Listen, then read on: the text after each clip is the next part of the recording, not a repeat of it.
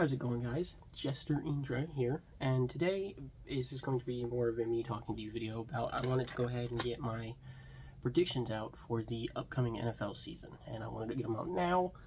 This is still some big moves that are remaining, like where Dalvin Cook is going to sign, where DeAndre Hopkins is going to go to, and some movements like that haven't actually happened yet, but I don't feel like those are big enough moves that are really going to change the records too much for some of these guys.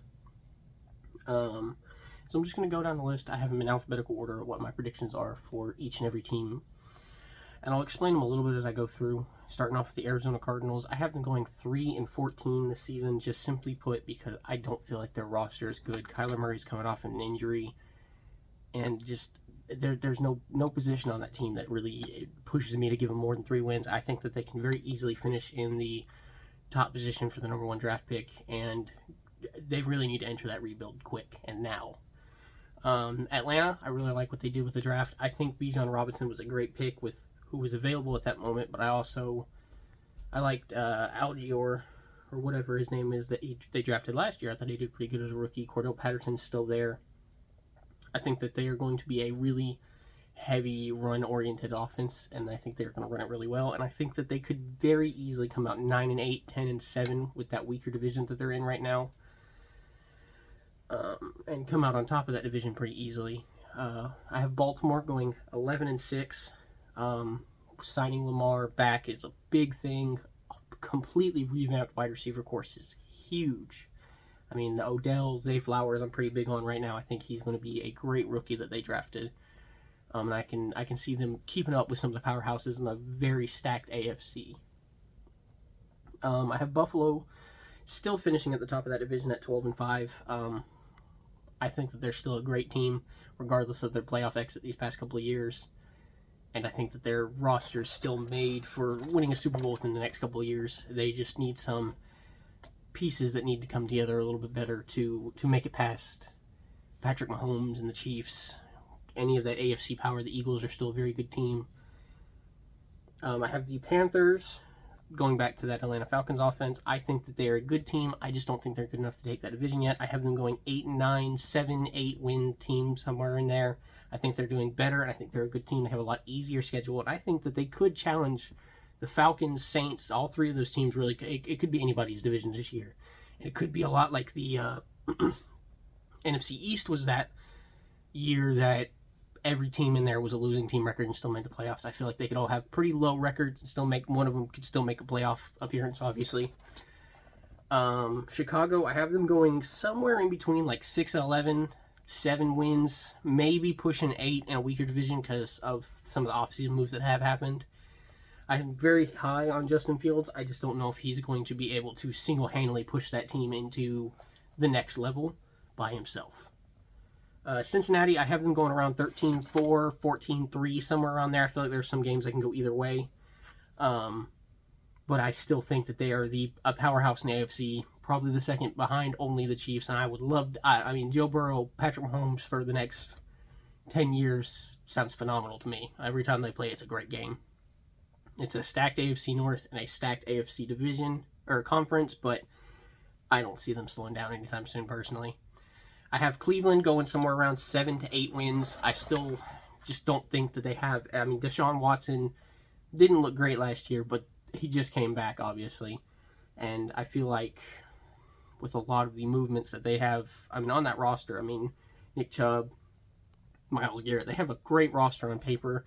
It's just putting that, and we saw that last season that it really didn't show up. So 7-8 wins I see is pretty good for them. I have Dallas going 10-7, 11-6 is a pretty good one for them. I think they'll finish second in that division, but I still think they will finish behind the Eagles. I think that they will be fighting for that division for a while. I think Dallas could take that division and take the next step, move up, and take it from the Eagles this season. I do think that it could happen, but right now I still see the Eagles squeaking ahead of them a little bit. I think that is a very close one. I have Denver doing a little bit better than they did last season. I have them going somewhere around maybe 7 with a high ceiling of maybe a 9, trying to push for a wild card spot.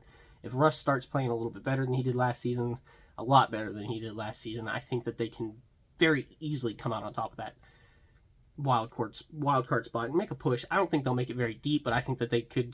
That you see positive change coming. especially with Sean Payton coming in there to coach him and everything. I feel like it's a recipe to make stuff a little bit better, but a very tough division to fight in with Patrick Mahomes and the Chiefs obviously leading that division. I have Detroit going head-to-head with the Vikings for that division. I think Detroit could very easily be a 9-10 win team this season. They were very exciting to watch. Their offense was on fire all last season.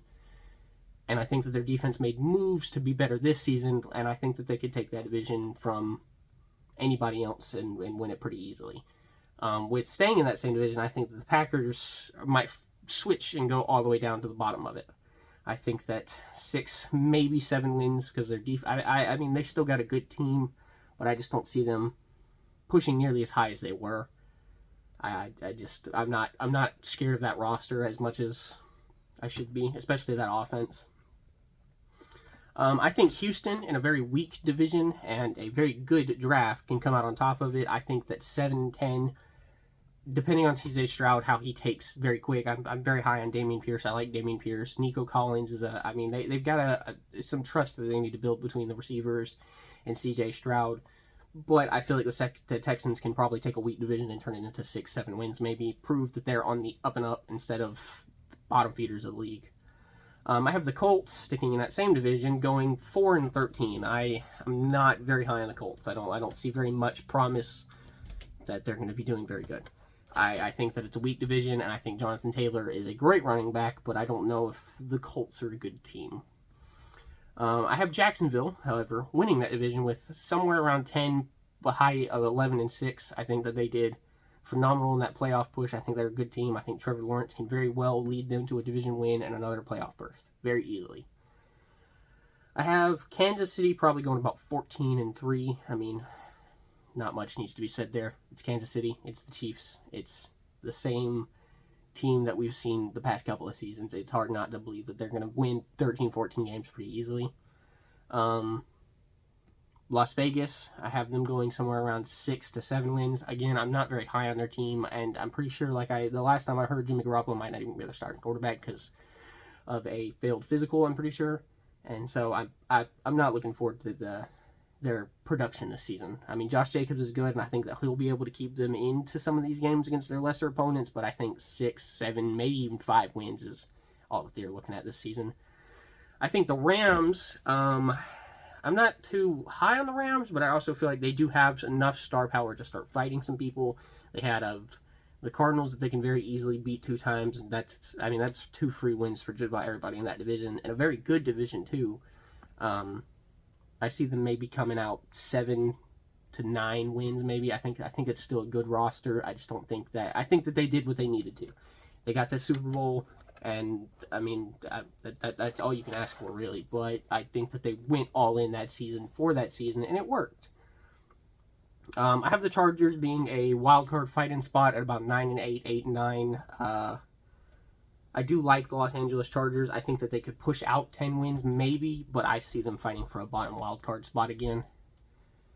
I have Miami going somewhere around, again, I see a lot of mediocre teams. I see a lot of 8-9s, 9-8s this season. I think that that's what the league is turning into, and I think Miami's another one of those that's going to be fighting for a bottom wildcard spot, trying to squeeze in there. I love what they did with the defense. I love their defense. I love their offense. I would like to see them, in all honesty, try to make a push. I could probably see 10 wins if they play really well together and that defense comes together like they want it to. I could see a double-digit win season and they could push 10. And win that division. I mean, maybe they even take it from the Bills this season. I have Minnesota going, again, another one of those 8-9, 9-8. They did phenomenal last season, but it was a comeback thing. So what happens if they can't keep that up in the next season? They start losing a couple more games. They lost Dalvin Cook, obviously, in the free agency. But I do like Madison. I do like the other receiver that they drafted this year. I think that they have a great offense, and I think that they could be pushing for it. And a weaker NFC than it is on the AFC side. Their schedule, I see about 9-8, 8-9 around that range. Next is New England. I have New England being a very lower of the bottom feeder type of. I mean, they could be pushing for a wild card spot, but I don't think they'll be pushing for it until the very end. I think that somewhere around 7 with maybe a 9-win team. Bill Belichick's still Bill Belichick, so I think he's going to squeeze some more out of there. I think 8 7 wins is what you're probably looking for. I like New Orleans. I like New Orleans team. I like Chris Olave. Michael Thomas, bar he don't stub his toe and is out for the whole season again. They just got Derek Carr. Defense has still got those cornerstones that it's built around. I think that it's a very good team in a very weak division. And like I said, the Panthers, Falcons, and Saints are all three. I feel like they can fight around 7 to 8, maybe 9 wins for the Saints and fight for those spots. 1, 2, and 3 are going to be very close. But I do feel like the Saints roster has some older people, but I feel like they're seasoned enough to definitely push past some of these rookies like you're looking at on the Falcons and the Panthers team. I have the Giants. I'm pretty high on this Giants team, actually. I kind of like their roster that's built around. I think Daniel Jones' contract was a little bit much. I think he got a lot of money, but when you have faith in the guy like the Giants have with Daniel Jones, I think that they did what they wanted, and I think the Giants can go somewhere around that 9, maybe 10 wins. They're in a very tough division, but I could see them somewhere hovering around 8 and 9, a little bit better than double-digit wins. New York, I mean, that's a big team to look out for this season. That's Aaron Rodgers, Sauce Gardner from last season, 2 of the best rookies. I mean, it's a phenomenal team that could go anywhere from knowing the Jets, they could win 6 games or they could win 13 games, and Aaron Rodgers can be another MVP season. I mean, they're really fluctuating between what they could be. I feel like it's a very low floor and a high ceiling. But I have them hovering more around the 10-win team. I think that they are phenomenal, and I think that they can make a good push if that team comes together the way it's supposed to. I have the Eagles going about the same as the Cowboys, somewhere around 10, 11. I genuinely think it could come down to a tiebreaker to who win that division. But I do still, like I said, think that the Eagles might have just a little bit of an edge to squeak above them and try to make another push for the Super Bowl. I have Pittsburgh, my favorite team. It might be a little biased. They're going to 17-0, obviously. I'm just kidding.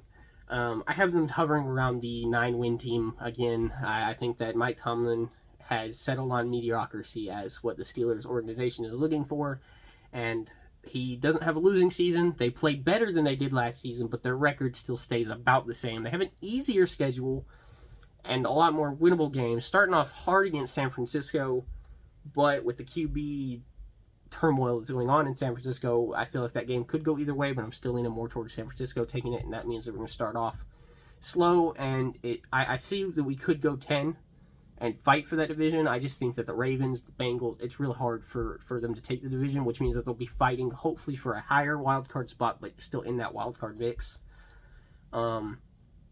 Speaking of the 49ers, I have them going somewhere around 11, 12, maybe 13 wins because their roster, I mean, there's almost no holes in that roster. That roster is incredible. Christian McCaffrey, Deebo Samuel, Brandon Ayuk. I mean, you've got Trey Lance, who hasn't really done very much while he's been in here. Brock Purdy proved himself as a QB that can do some stuff last season. I think that roster has enough to actually push for a Super Bowl run this year, and I would love to see it because of the disappointment that happened the last year that they lost when they made it to the Super Bowl. I have the Seahawks. I absolutely love their wide receiver core. I think that a combination of DK Metcalf, Tyler Lockett, who's always been dependable, and Najigba, who they just took in the first round, I think that wide receiver core, along with Geno Smith playing as accurate as he did last season, I think that could be a very good offense that starts fighting. I just don't know if their defense is going to go the same way. I could see them pushing a very high playoff spot. I just don't know if they're going to take it in that division. I don't think they're going to take it from the 49ers, which means they'll move down to a wild card spot. But a 9-10 win team wild card spot is still a pretty good season. I have Tampa Bay falling pretty hard. They lost Tom Brady, got Baker Mayfield. You can take that as you will, whoever's high or low on Baker Mayfield. But I don't see them winning more than maybe 7-8 games. But I see them falling pretty low to maybe 5 or 6 wins. I just don't have very much faith in them. I don't, especially after Brady left. It's not a good team. That I don't feel like it's gonna make a big push. I have Tennessee, the next to last team. I have them going around 6-11. I think Derrick Henry is gonna keep them competitive like he always has. I think he's still a top 3 running back in the league. I think he's incredible. It's Derrick Henry, and their offense runs through him. But I don't think that they have enough anywhere else to really push any higher than maybe 5 or 6 wins. I think that they're going to be stampeded over by a lot of their games. I just don't think it's a good team. And I have Washington Commanders, the last team. I'm very high on Terry McLaurin. I like Terry McLaurin a lot. I like Jahan Dotson, who sits behind him right now on the depth chart. Sam Howell really hasn't had a chance to prove himself in the NFL. Chase Young, there's been talks about Chase Young maybe not even being there when the season starts. The D-line's going to take a hit. He's been injured a lot, so it kind of bounces back and forth between whether he's actually worth as much because of that. So maybe if they get something in the Chase Young trade that can boost up their team, I see them maybe finishing a little higher, but I see them still hovering around maybe 5 to 7. But I would like to see Sam Howell get those reps. And so that's just a quick 32-team record prediction before the season starts. I wanted to go ahead and get this video out and kind of explain my thought process while I was going through their roster, looking at the strengths of schedule, looking at every game, home game, away game, and just kind of nitpicking some of them. Obviously, with the NFL, especially as you've seen these past couple of seasons, it's pretty wild what can happen in some of these games. The predictions are very hard to just sit down and, guess what's going to happen in a football game because really anything could happen. But I like to go ahead and try to get my predictions. I feel like they're very safe predictions. I don't feel like I'm breaching too much on one team or thinking one team's going to plummet a lot harder than they are. But I think it's a safe. I think it'll be an interesting year. I do think it'll be a very fun playoffs. I think the regular season is going to be very competitive this year. I think there's going to be a lot more 8-9, 9-8. The very middle teams are going to be fighting.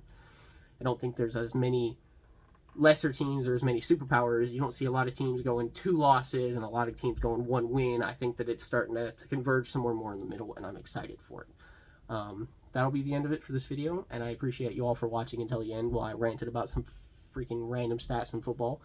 I will be trying to keep up these prediction videos and maybe do more for the season, go week by week as it starts, who I think is going to win.